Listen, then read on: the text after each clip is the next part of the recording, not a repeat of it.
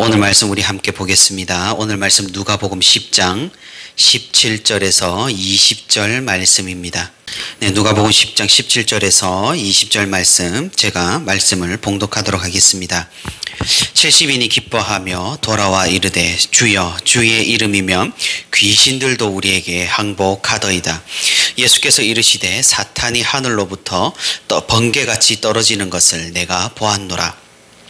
내가 너희에게 뱀과 전갈을 밟으며 원수의 모든 능력을 제어할 권능을 주었으니 너희를 해칠 자가 결코 없으리라. 그러나 귀신들이 너희에게 항복하는 것으로 기뻐하지 말고 너희 이름이 하늘에 기록된 것으로 기뻐하라 하시니라. 아멘. 오늘도 주님의 은혜를 사모하며 이 자리에 나온 성도 여러분 진심으로 환영하고 축복합니다. 말씀 가운데 은혜가 있고 기도 가운데 깨달음이 있으며 상황 가운데 위로하심이 있는 그런 복된 기도의 시간이 되기를 소망합니다.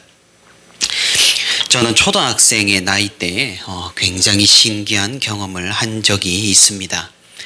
아버지께서 심호하시는 교회와 함께 몇몇 교회들이 연합으로 아마도 중고등부 수련회를 했던 것으로 기억을 합니다. 그 수련회에 제가 한 초등학교 2학년쯤 됐을까요? 하여튼 초등학교 저학년이었던 저도 그 수련회에 참가를 했었습니다. 예전 중고등부 수련회는 정말 어린 저에게는 너무나 가혹했습니다. 왜냐하면 성경 구절을 외우지 않으면 밥을 주지 않는 겁니다. 아무리 떼를 쓰고 울고 불고 해봐도 무조건 외워야 한답니다. 그렇다고 이 긴 성경 구절을 그 어린 나이에 외우기는 너무나도 힘들고 싫고 짜증은 나고 지금 우리가 중고등부 수련회를 하는 것을 보면 그땐 왜 그렇게 힘들게 했나 이런 생각도 해봅니다. 아마도 저녁 경건회 중에 기도의 시간이었을 겁니다. 저는 아직 어렸기에 그냥 기도하라면은 이렇게 주위를 살피며 눈치를 보고 따라서 기도를 했던 것 같습니다. 그런데 그 기도회는 조금 이상했습니다. 어떤 목사님께서 나오셔서 갑자기 모두를 이렇게 일으키셔서 세우더니 이렇게 막 뛰라는 겁니다. 막 힘들게 박수도 치고 막 성령 받으라고. 예전엔 이런 거를 많이 했던 걸로 저는 기억을 하는데 굉장히 거기에 있는 학생들과 우리를 힘들게 만들었습니다. 그러면서 이렇게 기진맥진한 상태에서 막 통성기도를 하는데 정말 떠나갈 듯이 사람들이 그렇게 고함을 치며 기도를 했었습니다. 그런데 이상한 일이 벌어진 거죠. 누가 밀지도 않았는데 앞쪽에 몇몇 사람들이 픽픽하고 쓰러지는 겁니다. 그리고는 거품을 물면서 굉장히 이상한 소리를 내는 겁니다. 그렇게 기도의 현장은 순식간에 아수라장이 되었습니다. 강단에 있던 목사님은 물론 저희 아버지까지 모든 목사님이 달려 나와서 그렇게 쓰러진 사람들을 붙잡고 막 기도를 하기 시작을 했습니다. 예수 그리스도의 이름으로 귀신아 물러가라며 떠나갈 듯이 외쳤습니다. 그리고 그 쓰러진 사람들은 그런 기도에 발광을 하면서 막 이렇게 성인 남자 4명 5명이 이렇게 쥐고 있어도 아마 중학생 고등학생 여자였던 그분이 막 이렇게 힘으로 제압하고 그런 장면을 제가 목격을 한 겁니다. 그렇게 이제 목사님들이 이렇게 대적 기도를 하자 쓰러지고 난동을 부리던 사람들이 점차 이제 진정이 되고 이윽고 다시 멀쩡하게 일어나는 것을 목격을 했습니다. 어릴 때 이런 경험은 저에게 정말로 충격이었습니다. 이 모든 것이 통째로 조작되지 않았다면은 제가 본 것은 정말로 오늘 말씀 17절에 등장하는 제자들이 경험했던 것과 같이 주님의 이름이면 귀신들도 우리에게 항복하는 그런 경험이었습니다. 시간이 지나서 제가 세상의 철학과 학문 그리고 또 자유주의와 또 해방신학에 빠져서 조금은 정통신학을 멀리했던 그런 때가 있었습니다. 하지만 그러던 중에도 이 어릴 때의 기억은 너무나도 큰 충격으로 남아 있었습니다. 하나님을 부인하려고 해도 이 사건 때문에 조금은 부인하기 힘들었고, 하나님을 거부하려고 해도 내가 하나님을 떠난다면 이런 일들을 설명할 길이 없었기 때문에 굉장히 조금 어려웠던 기억이 있었습니다. 하지만 사람은 참으로 좀 완악하고 간사한 존재인 것 같습니다. 이제 머리가 커지고 시간이 지나니까 이런 일들은 쉽게 잊어버리곤 하는 것입니다. 이제 저는 신앙적으로 또는 신학적으로 약간 다른 길로 방향을 틀었을 때 다른 친구들과 이런 신학을 가지고 토론하기를 굉장히 좋아했습니다. 제 친구들 중에도 목사님 자녀가 많았는데 이런 신앙에 대해서 열띤 토론을 하고는 했었습니다. 지금 생각해 본다면 어린 나이에 개똥 철학이 따로 없었지만 말입니다. 어느 날 부산 촌놈이 이제 서울에 사는 대학교 친구 집에 놀러 간 거죠. 그 친구 부모님은 서울에서 개척을 하시고 또 힘들게 신학교도 따로 운영을 하시는 그런 분들이셨습니다. 제가 초등학교 3학년 때 저희 부모님께서도 울산에서 개척을 하시고 그래서 사택을 따로 마련하기 어려워서 이렇게 예배당 옆에 작은 쪽방에 저희 5 식구가 살았던 기억이 있습니다. 그런데 대학생 시절에 그 친구 집에 가보니 거기가 그런 겁니다. 그 친구의 형편에 참으로 놀라고 안타까웠던 그런 기억이 있습니다. 그런데 이 친구가 저를 자기 집으로 데려온 목적은 따로 있었습니다. 자기 아버지에게 인사를 시키더니 갑자기 우리끼리 토론한 내용을 일러 바치는 겁니다. 지금에야 여러 가지 지식도 많고 읽은 책도 많지만은 그 당시 정말 개똥 철학인데 책도 몇 권 안 읽고 그냥 이렇게 얘기했던 건데 정식으로 공부하신 목사님 앞에 그리고 어려운 사정이지만 신학교도 운영하시는 목사님에게 알지도 못하는 이야기를 들어야만 했습니다. 이해할 수도 없는 말들을 들으면서 나는 여기에 왜 있는가? 나는 누구인가? 여긴 어딘가라면서 굉장히 혼란스러웠습니다. 그런데 옆에서 가만히 듣고 계시던 친구의 어머니, 사모님께서 이런 말을 하시는 겁니다. 아니, 하나님을 그렇게 믿지 못한단 말이야? 부모님께서 목회를 하시고 이때까지 이렇게 살아오신 것이 하나님께서 살아계신다는 결정적인 증거 아니냐고 말입니다. 저는 그 말을 듣고 정말 망치로 머리를 맞은 듯 했습니다. 그때까지 저는 얕은 지식과 어줍지 않은 철학으로 하나님을 부인하고 또 부정하고 자기를 합리화했었습니다. 어릴 때부터 목사의 자녀로 알게 모르게 받은 상처들 때문에 하나님이 계신다는 사실을 마음속 깊이 알매도 불구하고 어렸을 때 다양한 그런 경험들에도 불구하고 인위적으로 적극적으로 거부하고 부인을 했던 것입니다. 온갖 다른 신학책들을 읽고 자기를 합리화하기에 바빴던 것입니다. 그런데 그 한마디가 저의 뇌리에 아직도 남아 있습니다. 너의 삶이, 너희 부모님의 삶이 가장 큰 증거가 아니더냐. 다시금 그 초등학생 때의 사건이 떠올랐습니다. 수련회 갔었을 때의 그 사건이. 그래서 아버지께 가서 물어봤습니다. 그때 그 일 목사님들이 연극한 거 아니죠? 조작한 거 아니죠? 괜히 수련회 때 아이들에게 그런 경험을 하고자 그런 일을 한 거 아니죠? 라고 물어봤었습니다. 지금 생각하면 참으로 미련한 질문이었겠지만 그때는 너무나 혼란스러운 젊은 날이었습니다. 아마 성도 여러분들 가운데서도 저와 비슷한 경험은 아니면 조금은 다르지만 각자의 삶 가운데서 간증할 만한 증거가 될 만한 일들이 있었으리라고 생각을 합니다. 지금은 예전보다 마치 엘리 제사장 시절처럼 이런 이상과 기적과 그리고 기사가 희미해지고 잘 드러나지 않는 시대인 것 같습니다.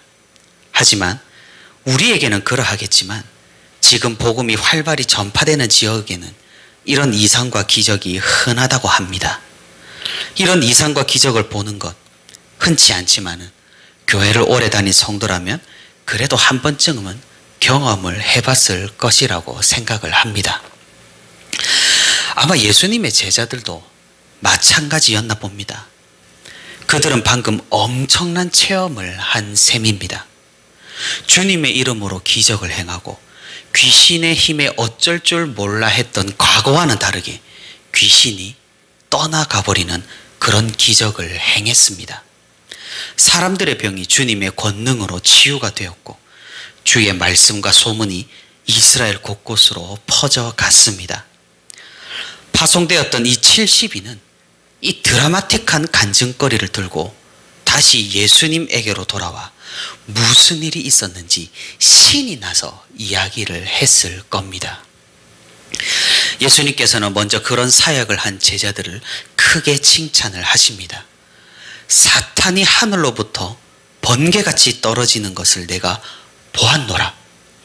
내가 너희에게 권능을 주었으니 이제 너희를 해칠 자가 결코 없으리라. 예수님께서 보신 사탄이 하늘에서 떨어지는 모습이 어떤 제자들의 사역으로 인해 타격을 입은 사탄에 대한 환상이든 아니면 예수님께서 십자가 위에서 자신의 궁극적인 승리를 말씀하시는 것이든 아무튼 악의 세력은 엄청난 데미지를 입었습니다. 제자들이 경험했던 바와 같이 예수님의 승리는 이미 오늘 말씀에서도 예견이 되어 있었던 것입니다. 그런데 예수님은 이런 칭찬 이후에 갑자기 정색하는 듯 보입니다. 오늘 말씀 20절에 그러나 귀신들이 너희에게 항복하는 것으로 기뻐하지 말고 너희 이름이 하늘에 기록된 것으로 기뻐하라. 약간 예수님께서 분위기 파악을 못하신다고 해야 할까요? 기뻐하며 환호하고 사역의 결과에 대해서 신이 나서 이야기하는 제자들을 진정시키셨습니다. 예수님께서는 굳이 분위기를 깨시면서까지 왜 이런 말씀을 하셨을까요? 그것은 우리가 무엇을 기준으로 잡아야 하고 무엇의 증거를 두어야 하며 무엇의 소망을 두어야 하는지를 명확하게 알려주시기 위함입니다. 앞서 제가 경험했던 귀신 들렸던 사람들이 진정이 되고 들렸던 귀신이 쫓겨나갔던 그 어릴 때의 신비한 경험이 과연 저에게 큰 믿음의 증거가 되었을까요? 물론 어떤 유익이나 도움이 되었을지언정 그런 경험은 믿음과는 거리가 있었습니다. 만약 1년류의 이적과 기적이 사람의 믿음에 직결이 된다면 그토록 많은 기적과 이적을 경험했던 이스라엘 백성들은 대체 왜 예수님을 배척하고 대적을 했을까요? 앞서 말한 대로 사람은 꽤나 간사하고 완악한 존재입니다. 하나님을 적극적으로 부인하는데 일가견이 있는 존재가 바로 우리들입니다. 제 아무리 기적을 보았다고 해도 그것은 일시적인 놀람과 감정의 끝나기 일수입니다. 그런 것들을 믿음의 증거로 삼는다면 우리는 금방이라도 무너져 내릴 수가 있습니다. 모세가 이스라엘 백성들을 애굽에서 해방시키기 위해 바로를 찾아갔지만 바로의 술사들이 모세가 일으킨 기적을 일부 따라하기도 했다는 사실을 우리는 기억할 필요가 있는 것입니다. 그렇다면 우리가 붙들어야 할 것은 무엇일까요? 우리가 보고 듣고 경험한 것 중에 진정으로 기뻐해야 할 것은 무엇일까요? 그것은 주님께서 20절에 말씀하신 대로 우리의 이름이 하늘에 기록된 것으로 기뻐하는 겁니다. 이런 이적들이나 기적들이 아니라 하나님께서 우리에게 행하신 일, 예수 그리스도께서 이 땅에서 우리를 위해 행하신 일들을 우리는 붙들어야 할 것입니다. 종교개혁자 존 칼빈은 기독교 강요에서 이런 말을 했습니다.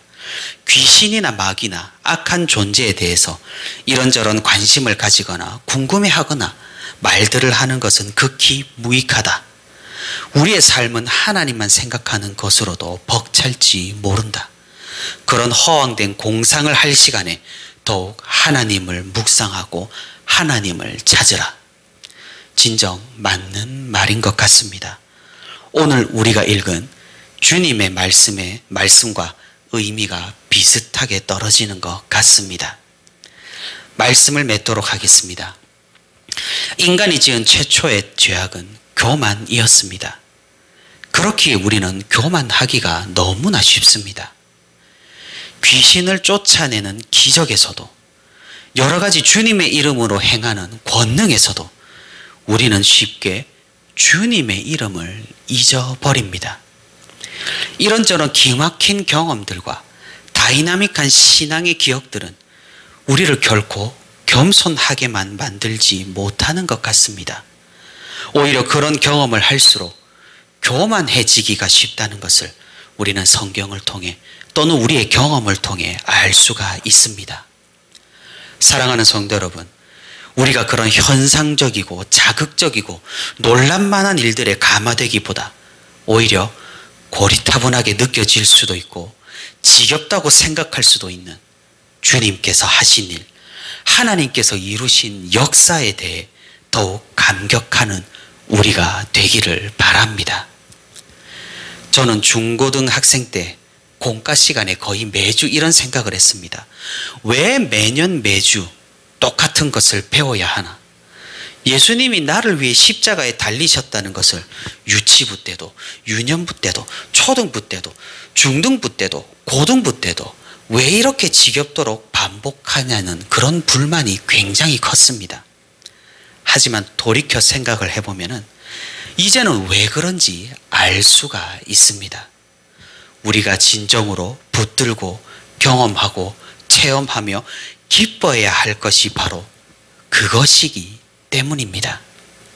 늘상 새로운 것, 신선한 것, 흥미로운 것만 찾는다면 그것은 필히 잘못된 길로 갈 확률이 높습니다. 하나님께서 보여주시지 않는 길은 우리가 물음표로 남겨놓는 것이 아무래도 현명할 것입니다. 주님께서 보여주신 것만으로도 우리는 충분하고 우리는 기뻐할 수 있고 우리는 붙잡을 수가 있는 것입니다. 오늘도 이 믿음 가운데, 이 은혜 가운데, 이 기쁨 가운데 거하고 살아가고 붙들고 기뻐하는 저와 우리 부천시민교회 모든 성도가 되기를 소망합니다.